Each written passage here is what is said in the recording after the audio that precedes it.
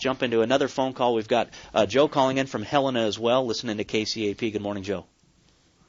Yeah, I've got a major question here. It seems to me that property taxes in general, as time gone by, were based upon the idea that you have property and you're making money with that property. You have a farm, you have a ranch, you have a lumber mill, etc. So you're making money off of that land, and that is what is supposed to be getting taxed, is the idea that you have a piece of property you're making money off.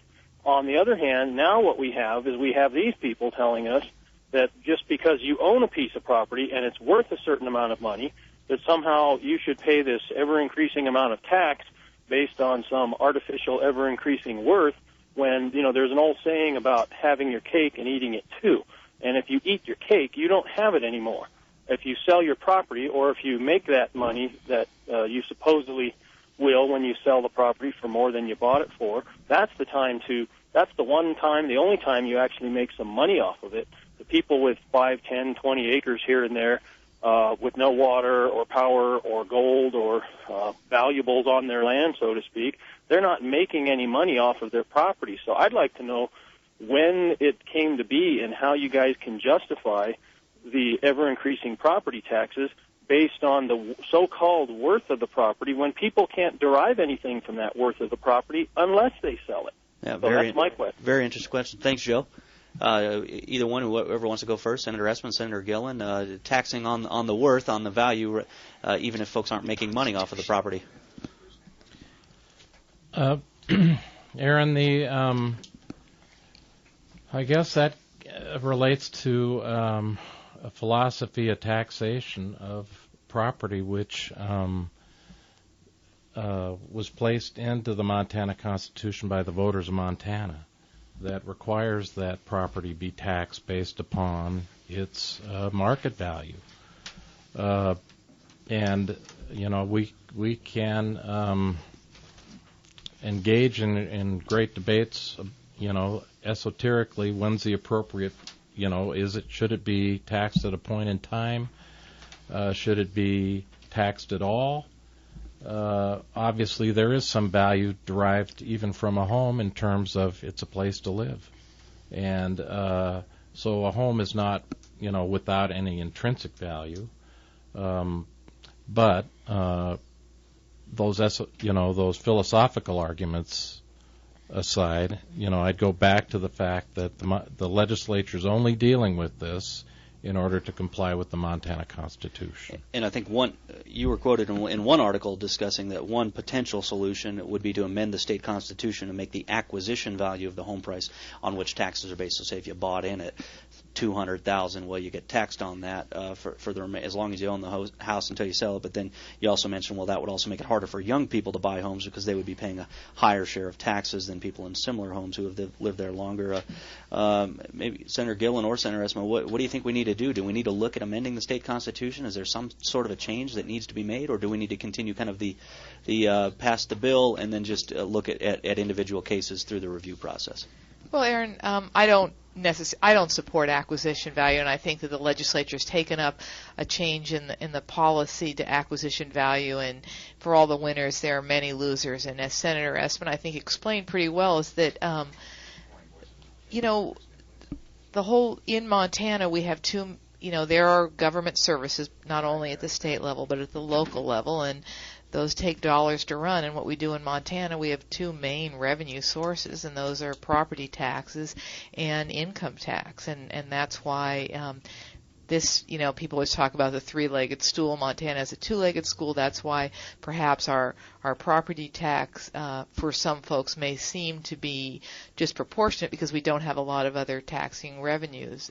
Which, of course, has always brought up the sales tax debate, and should we have a sales tax? But that's been handily defeated almost each time it's been proposed as well. But it seems folks who wanted to do away with property taxes taking such a large share have said sales tax, but that's never seemed to gain a lot of traction. And I guess the one thing I want to point out, and I know to the average person who's looking at their tax bill, if you have a chance and you can pull out your tax bill from prior years, is that there are policies or there there's legislation or there's statutes that just don't allow a local government, seeing the increase in the value of their tax base, to willy-nilly just take all those dollars and run. And there are statutes that cap the increase related to new construction. It's a percentage increase that they can use based on, and I can't remember right now, Consumer Price Index, and it's called floating the mills. And so they're allowed to raise about the same revenue as they did the year before, but there's a cap on what they can increase over that. And I know that may sound esoteric, but I know that there are a fair amount of folks in Yellowstone County, and I said, well, what did you think about your market reappraisal and now that you've gotten your tax bills? And a lot of folks said, oh, my taxes went down $10 or my taxes went up $5. And so I think that there are the statutes do have some, I guess you call it sideboards on them. So local governments just, there aren't any real big, windfalls from the reappraisal. Now that's on average, and I will fully admit that based on some of the folks we heard from the Flathead, but that really isn't an average situation up there. A lot of out-of-state folks coming in, bidding up the prices.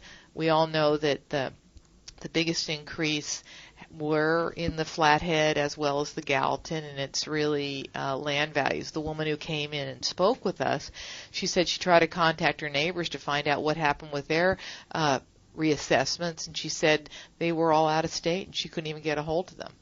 Well, folks, we're doing a special program this morning talking with leading members from both parties about property taxes. Got Democratic State Senator Kim Gillen, who's the chair of the Revenue and Transportation Interim Committee, and then also Republican State Senator Jeff Essman, who chairs the Senate Taxation Committee. Let's jump to the phone lines again. On line 2, we've got Daryl calling in from Kyla, listening to KJJR. Good morning, Daryl. Yeah, hey, guys.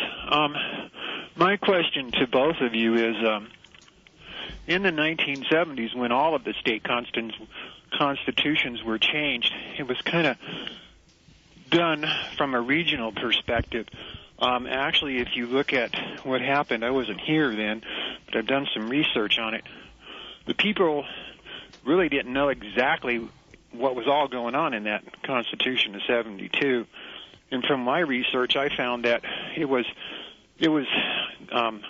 approved by the governor as an executive order. The people actually declined the Constitution. And that's only one point of my comment. The other one is, what about your confidential financial report, the CAFRA?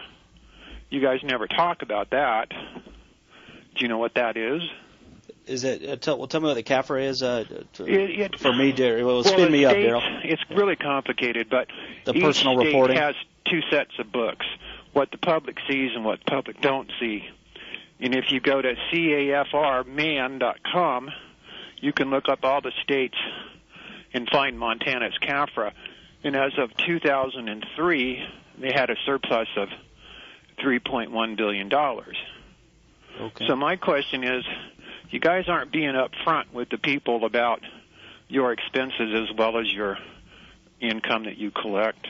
All right, Daryl, good to hear from you. Let's get your follow-up thoughts from State Senator Kim Gillen and Senator Essman on his thoughts about the state constitution in the 70s, folks not really knowing what all was in that. Your thoughts on the state constitution? I mean, do we need to look, and we kind of already asked that question about looking at changes to the state constitution, but your thoughts on Daryl's call, or if there's another point that you wanted to mention as well.